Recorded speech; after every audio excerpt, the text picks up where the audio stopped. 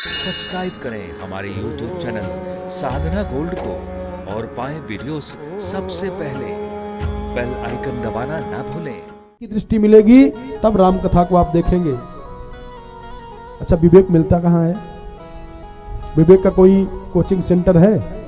कहीं ट्यूशन पढ़ाया जाता है विवेक वाला? कोई बाजार है, कोई कुछ ऐसा है कि जहां विवेक मिलता हो? और बिना विवेक का दिखेगा नहीं।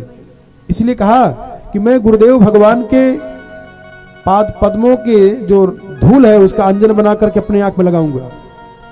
और शास्त्र में आया है कि यस्य नास्ति स्वयं प्रज्ञा शास्त्रम किम करिष्यति। अगर विवेक नहीं है, स्वयं की प्रज्ञा नहीं है, तो शास्त्रम किम करिष्यति। कहा कैसे? कहा जैसे नेत्राभ्याम विहीनस्य दर्पणम किम करिष्यति।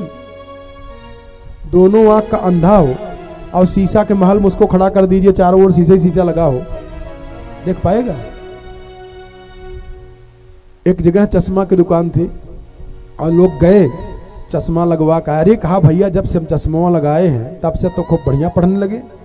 और एक महाशय पूछे कि भैया चश्मा लगवाए कहाँ? कहाँ फला दुकान पे, हमको भी दिखा देते, हमको भी लगवाना है। गए, अब गए वहां पे, कहा भैया हमको भी चश्मा लगाओ। तो चश्मा वाले क्या करते हैं, आंख टेस्ट करते तो कई नंबर का शीशा लगेगा, उसको पहले डाले तो लिख देते कुछ, जैसे लिखे क, कुछ दिख रहा है क्या है?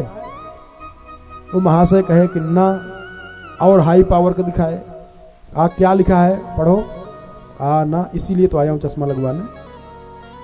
अब बेचारा कई शीशा डाला, 1 2 3 4 5 हाई लेवल डाला। कहा पढ़ पा रहे हो? कहा ना। अरे कहा पढ़े लिखे हो? कहा पढ़े लिखे होता तो आता चश्मा लगवाने। कहा मूर्ख कहीं का। मतलब वो सोचा चश्मा से पढ़ाई शुरू हो जाएगी। इसलिए विवेक की दृष्टि प्राप्त हो। यस्य नास्ति स्वयं प्रज्ञा शास्त्रम किम करिष्यति।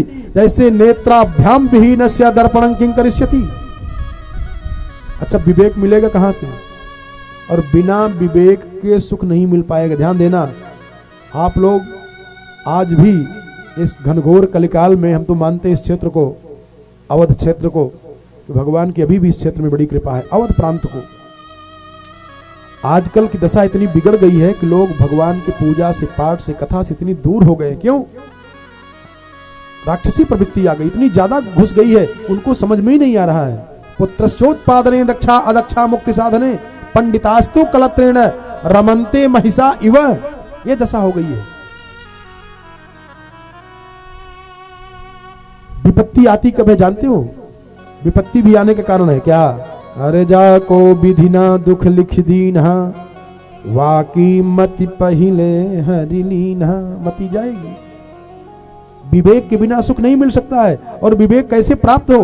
देखो, एक बार भाग्य में और विवेक में शर्त लग गया। भाग्य कह रही है कि मैं बड़ी हूं, विवेक कहा मैं बड़ा हूं। अरे कहा नहीं, मैं जिसको चाहती हूं, दरिद्र हो तो करोड़पति बना देती हूं। कहा जब मैं चाहता हूं तब बनता है। कहा चलो देख लें दोनों। तो भाग्य ने देखा कि एक गरीब आदमी जा रहा है, तो विवेक से कहा देखो अब इस गरीब आदमी को मैं राजा बना रही हूं। कहा बनाओ। तो भाग्य ने ऐसा किया कि जो मिट्टी का टुकड़ा है वो सब हीरा मोती जवाहरात बन गया कि उठा लेगा, ले लेगा, धनी हो जाएगा।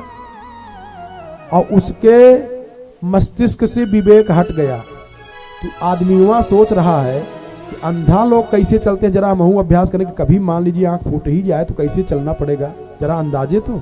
अब अखियां बंद करके चलना शुरू कर दिया। तो भाग्य ने कहा भैया बचाओ, नहीं तो कहीं कुआं हम कूद के मर जाएगा। विवेक भैया, विवेक बिना विवेक नहीं हो सकता। अच्छा, विवेक होता कहां से है? ध्यान देना, आजकल लोग कथा श्रवण करने जाते हैं तो यहां की बात तो नहीं कर रहे हैं, लेकिन कई लोगों को समझ में आता है कि इतना समय तो फालतू ही चला गया। और वास्तव में प्यारे, कथा का जो समय आप श्रवण करते हो, इसी समय का वास्तव में सदुपयोग हो रहा है और सारा समय फालतू जा रहा है। ये समय सदुपयोग हो रहा है, लेकिन हम लोग उल्टा करते हैं। कथा वाले समय को मान लिए, अरे यार क्या करें, 3 घंटा से जाके कथा में बैठे रहेंगे, बाबा अपना सब सुना देंगे, सुनाते क्या करें। श्री शिव महापुराण में आया है कि कथा में, भगवान की कथा में तन्मयता के साथ जितनी देर तक कोई आदमी बैठा रहता है, उतनी देर तक उसकी आयु घटाई नहीं जाती है, उतनी आयु उसकी बढ़ जाती है। हमारे साथ तो प्रत्यक्ष घटना घटी हुई है। हमारा आयु रेखा समाप्त हो चुकी थी, एक कथा बचा लिया है। हमारा नहीं, इस दुनिया का कोई भी हो कथा से जुड़ेगा तो निश्चित है कि उसका उतना समय बढ़ जाएगा। उसका वैज्ञानिक कारण भी है। एक कारण बता दें आपको, शिव महापुराण में आया है कि लोगों की आयु दिन पर, वर्ष पर, महीना पर निर्धारित नहीं होती है। इतना दिन जिएगा ये नहीं रहता है। फिर सांस पर निर्धारित है, कितनी सांस ले गए। इसलिए जो कामी होता है, क्रोधी होता है, सांस खत्म कर दिया, जल्दी से टिकट बन गया, निकल गए। इसलिए जो सूक्ष्म शरीर है, प्राणायाम, आसन, इसको करते रहें तो जब आप लंबी गहरी सांस लेंगे तो बीमारी से भी बचेंगे और लंबी आयु बनेगी। तो जब कथा में रहेंगे, वैसे खाली बैठे रहेंगे तो बैठ पाएंगे नहीं, कुछ न कुछ बोलेंगे ही बोलेंगे। और जब कथा में रहेंगे तब तो हम ही 3-4 लोग बोलते रहेंगे, चुप रहो, बोलो मत। तो कम से कम 3 घंटा तो शांति बनाए रहोगे, कुछ तो राहत मिलेगी। और विवेक प्राप्त कहां से होता है प्यारे, जान लो, एक कलयुग है। पहले के समय में कथा के लिए बड़ा मेहनत करना पड़ता था, तब कथा कोई सुनाता था, कोई सुनता था, और एक सुनाते थे, बस एक श्रोता बना के सुनाते, सबको नहीं बुला के सुनाते थे। आपने देखा, शंकर जी ने सुनाया केवल पार्वती जी को, याज्ञवल्क्य जी ने सुनाया केवल भरद्वाज जी को, काकभुसुंडी जी ने सुनाया, काकभुसुंडी जी ने सुना, गरुड़ जी ने सुनाया। आवाज कलयुग महाराज की महिमा है कि बाजा लगा करके, निमंत्रण दे करके भोजन करा रहे हैं, बुला रहे हैं। फिर भी अरे तुलसी पूरब पापते हरि चर्चा न सुहाए। अगर इस जन्म में पाप नहीं किए हो तो पूर्व जन्म का पाप है जो कथा से मुंह मोड़ देता है। कहा कैसे, कहा जैसे ज्वर के वेग से भूख विदा हुई जाए। बुखार ज्यादा हो जाए ना, भूख नहीं लगती है। विवेक कहां मिलता है, इतनी लंबी भूमिका बता रहे हैं, इसलिए विवेक, विवेक पाओ। विवेक कहां मिलेगा जान लो, बता रहा हूं।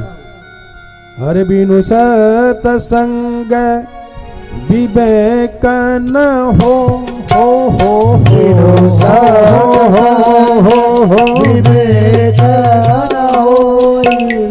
बिनु सतसंग विवेक न होई। बिनु सतसंग विवेक न होई। हरि बिनु सतसंग विवेक न होई। बिनु सतसंग विवेक न होई। अच्छा, तो सत्संग मिलेगा कहाँ? कहा कथा जहां होती रहे वहीं चले जाएंगे, वहां पैसा थोड़ी लगता है। पिक्चर हॉल में टिकट लगता है, यहां तो टिकटों नहीं लगता है, जो मर्जी कहे।